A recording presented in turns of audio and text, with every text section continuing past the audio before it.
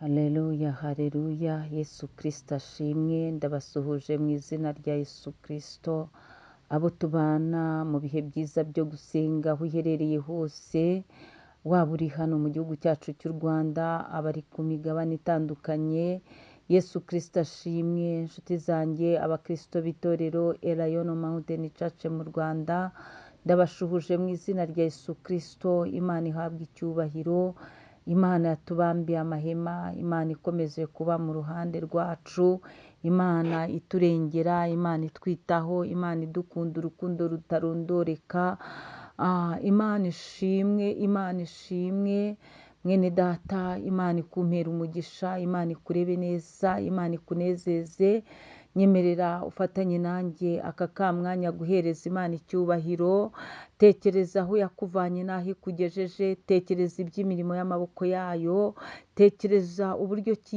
yimuye imisozi itabimenye ikayubikana uburakari bwayo, ninkubwira gutyo ni bya bindi byari biteye ubwoba Imana yimuye uratambuka, uyu munsi uriho uragenda bikemera, Imana ishimwe, hari amajoro y'amarira n'imibabaro Imana yagiye ikura ku buzima bwawe, igutereka mu bindi bihe byiza byo guseka, hari ibihe by'inzara byo kwicwa n'inzara, byo kubura icyo urya, uyu munsi Imana yarakugaburiye urarya urahaga, Imana ishimwe, buriya uwo musozi w'inzara yawimuye utabimenye, iwubikana uburakari bwayo, Imana ihabwe icyubahiro, hari umusozi w'uburwayi bwari bwakwigirijeho nkana, Imana yarawimuye uwo musozi iwubikana uburakari bwayo, uriho urashima Imana, Imana ishimwe, imisozi buri wese ahura n'umusozi we, buri wese ahagarara ku musozi we,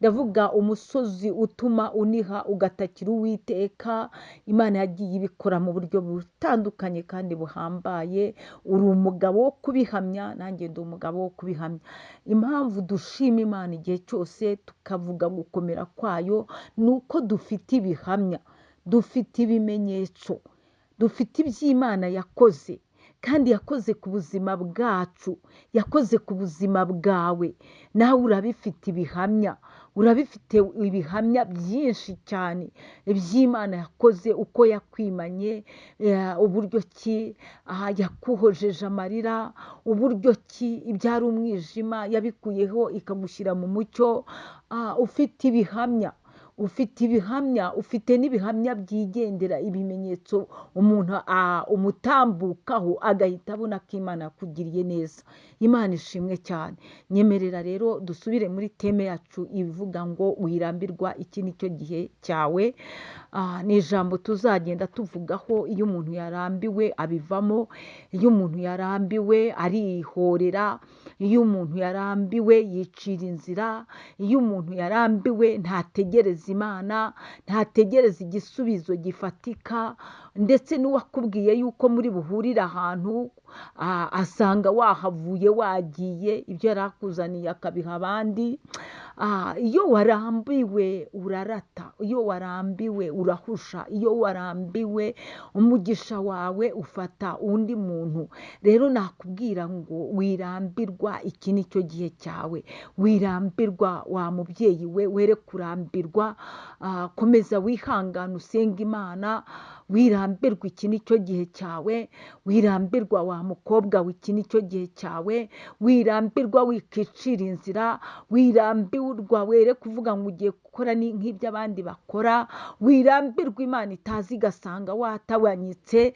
wirambirwa wiva mu mwanya wawe, wiva mu bihe byiza byo gusenga, wirambirwa, komeza wizere Imana, wirambirwa Imana izaza ntabwo izatinda, wirambirwa yewe nubwo ubushomeri bumazemo igihe, wirambirwa wigamburura ku rugamba, wowe watangiye inzira nziza yo kwizera no gusenga, wirambirwa, iki ni cyo gihe cyawe, uyu ni wo mwaka wawe wo gukurwaho igisuzuguriro, wirambirwa yewe, ndimo ndakubwira ngo wirambirwa, wirambirwa rwose wari ubivuyemo, ariko nugarukiraho, garuka mu kwimana, garuka mu bihe byiza byo gusenga, were kurambirwa, azaza, Yesu azaza, azaza ntago azatinda, kandi azaza ntago azaceceka, azaza yewe afite ikiganza cyiza kiguhanagura amarira, kandi Yesu araje. Imana ishimwe.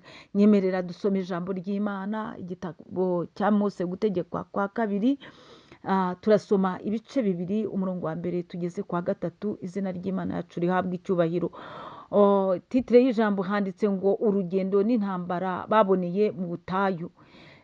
Aba ni Abisiraheli, abari mu Egiputa igihe bari bari kuvayo bajya mu gihugu cy'isezerano Imana yabasezeranije, ngo bahuye n'intambara, ngo ni urugendo n'intambara baboneye mu butayu. Bari kugenda, ubutayu bwabwo ntabwo bworoshye.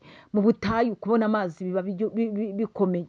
Mu butayu kubona agacucu ngo wihishe izuba biba bikomeye. Mu butayu ni ahantu haba hatoroshye, ariko hejuru y'ubwo butayu ngo baboneyemo n'intambara. Rero nagira ngo nkubwire ngo ibibazo ntabwo ari ubwa mbere bibaye, ibibazo ni rusange.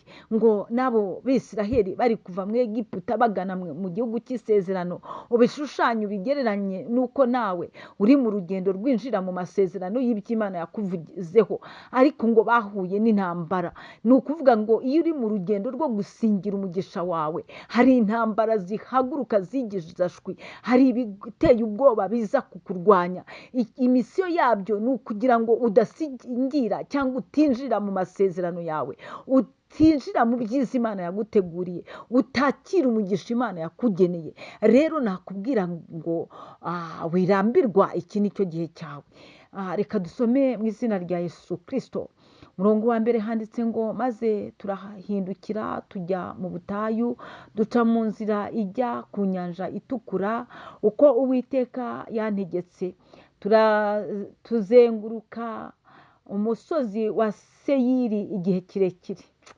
Mwana we, Uwiteka arambwira ati igihe mwazengurukiye uyu musozi kirahagije. Ni ukuri, igihe uririye kirahagije, igihe wiciwe n'inzara kirahagije, igihe wahindutse urugero rwiza rw'uwatawe, urugero ni wowe batangaho urugero, mbese ku bintu bibi ni wowe batangaho urugero. Ariko ijambo ry'Uwiteka Imana, ijambo rya nyir'ijambo, ijambo ry'Imana ishobora byose rivuze ngo iki gihe kirahagije. Igihe cy'uruvugo kirahagije, igihe cy'amarira kirahagije, igihe cyo gutukwa kirahagije, igihe cyo gucunaguzwa kirahagije, igihe cyo kwicwa n'inzara kirahagije. Mana we, igihe cyo kubura amafaranga y'ubukode kirahagije. Uwiteka Imana aravuze ngo igihe kirahagije, aravuze ngo igihe kirahagije. Igihe mwazengurukiye uyu musozi kirahagije, igihe uzengurutse muri ubwo buzima bubi kirahagije, igihe uzenguruka byagushobeye ukazunga isereri kirahagije. Ndakubwiye aka kamwanya ngo icyo gihe Uwiteka Imana aracyitegereje, asanze gihagije. Wirambirwa, iki ni cyo gihe cyawe. Imana ishimwe. Kirahagije, ni ukuri kirahagije. Nawe kandi urabibona ko gihagije. Usigaye wumva warabirambiwe, wumva warabizinutswe, ubwo buzima budasobanutse warabuzinutswe. Ngo igihe kirahagije. Imana ishimwe, Imana ihabwa icyubahiro. Nimucyamike mugende mwerekeje ikasikazi. Imana ishimwe. Ijambo ry'Imana riravuze ngo iki? Nimucyamike, nimucyamike. Hari igihe cyo kuzenguruka,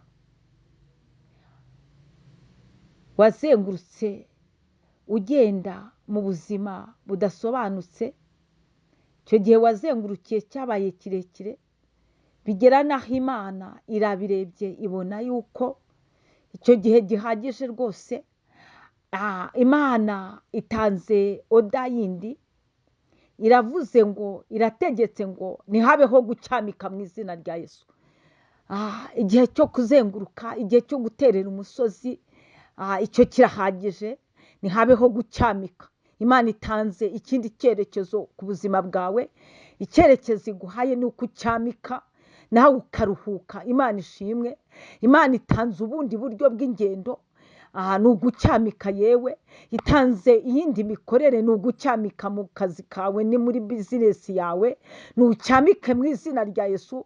Kuko igihe watereye umusozi ubira ibyunzwe, igihe watereye umusozi bakuvugirizaho induru bagukoba, icyo gihe Uwiteka Imana yavuze ko gihagije, ahubwo atanze ikindi cyerekezo, nucyamike mu izina rya Yesu. Imana ibaha umugisha, Imana ibanesese,